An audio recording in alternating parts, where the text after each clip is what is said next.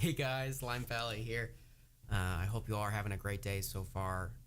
Today's video, we're gonna be showing bits and pieces from my graduation from the police academy, as well as some other photos and stuff and little clips. And I'm kind of gonna talk while all that's coming across about my experiences going through this whole process. And I hope you guys enjoy.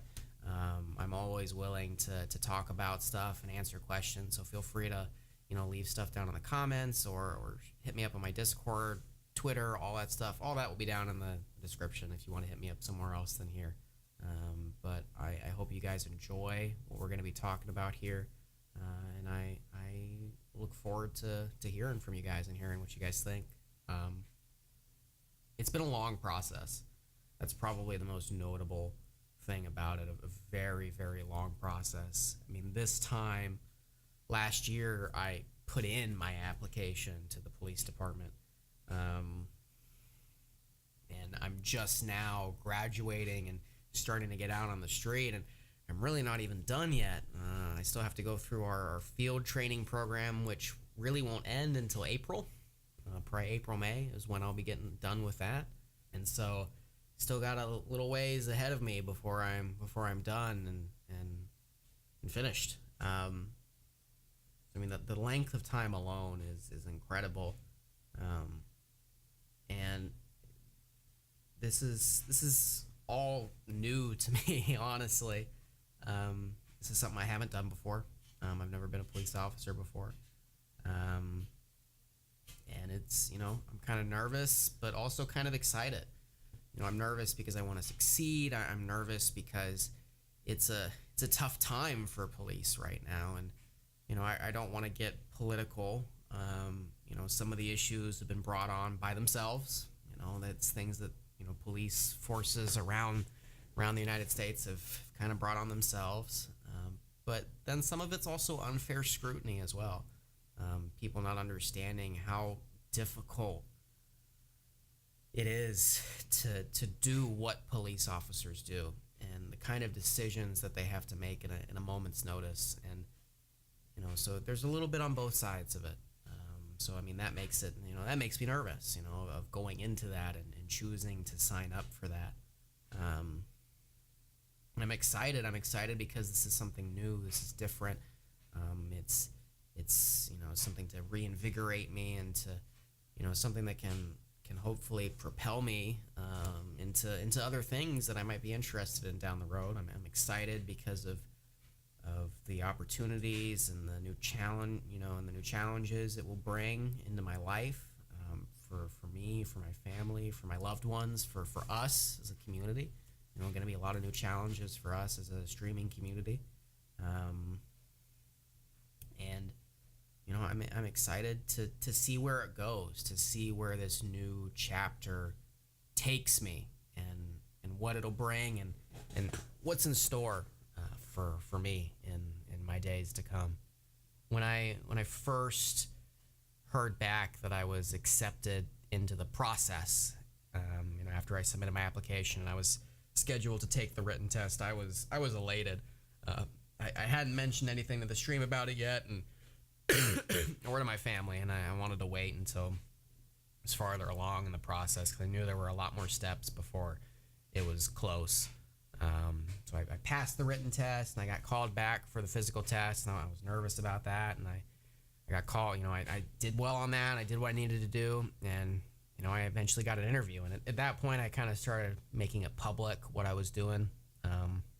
Started talking about it, and it was really awesome. It was awesome to kind of have that drive, and to come here. To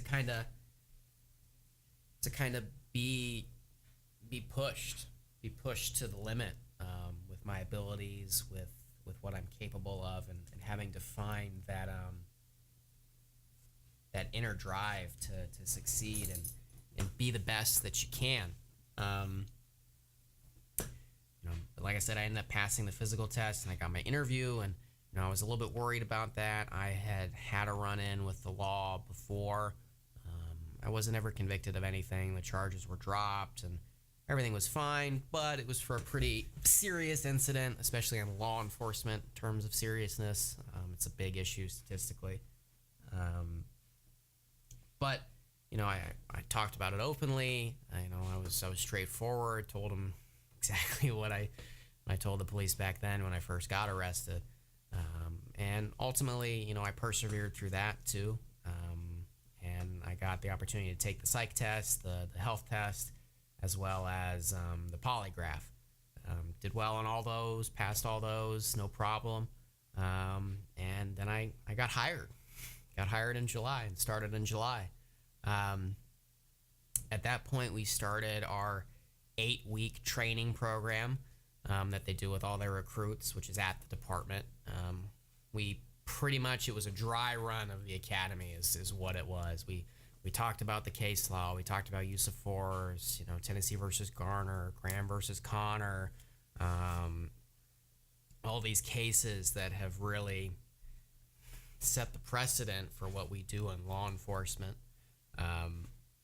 We did a lot of physical training, getting ready for the academy, because the academy is physically exhausting as well. We went to the range and we shot with our weapons. We got tased. We got pepper sprayed, which hopefully you guys have gotten to see those videos. I think I actually still need to upload those to the YouTube. So we'll probably be doing that in conjunction with this. But yeah, both those happen, and there were all these steps in the process that you had to complete. There were all these walls that you had to get past, these challenges that you had to overcome, that you had to persevere, and it built character.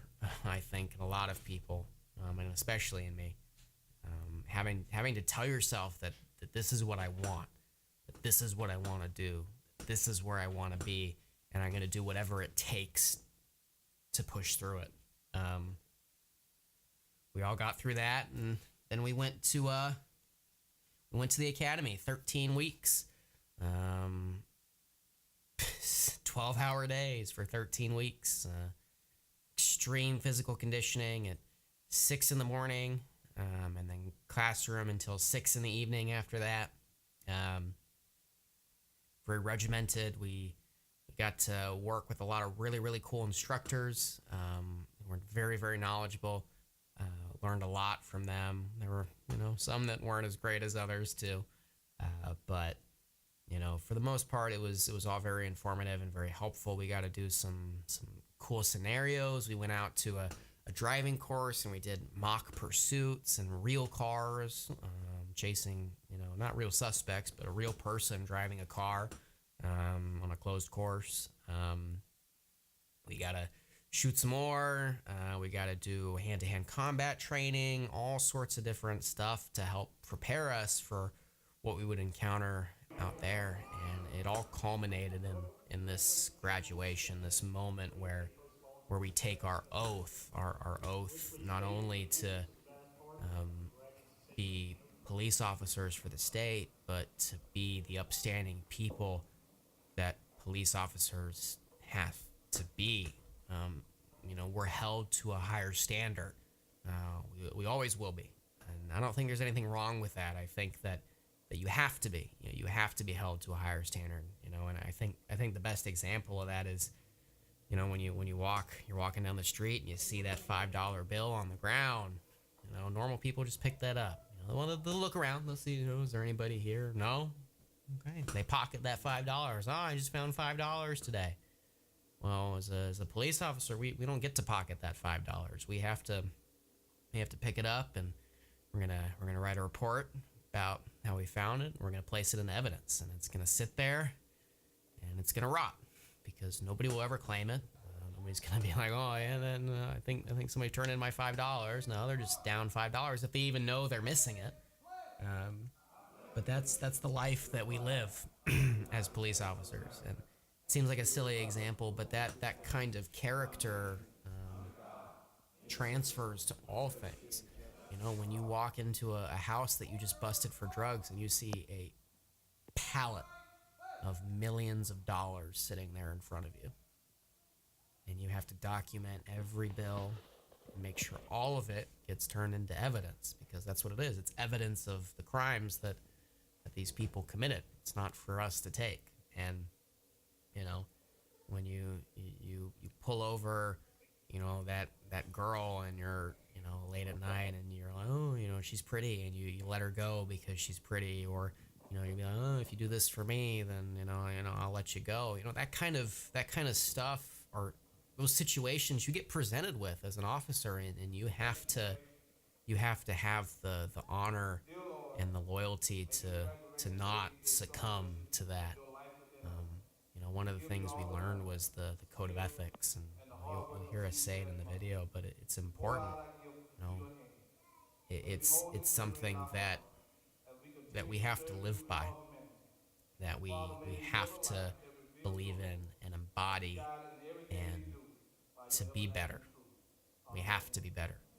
And I hope that on my journey through my time as a police officer at the department, and for any other departments I might work for in the future, that I continue to live by that, that I continue to grow, that I continue to overcome the challenges that I get faced with every day, and that I come out on the other side proud of the man that I am, and the man that I've become. I hope you guys have enjoyed.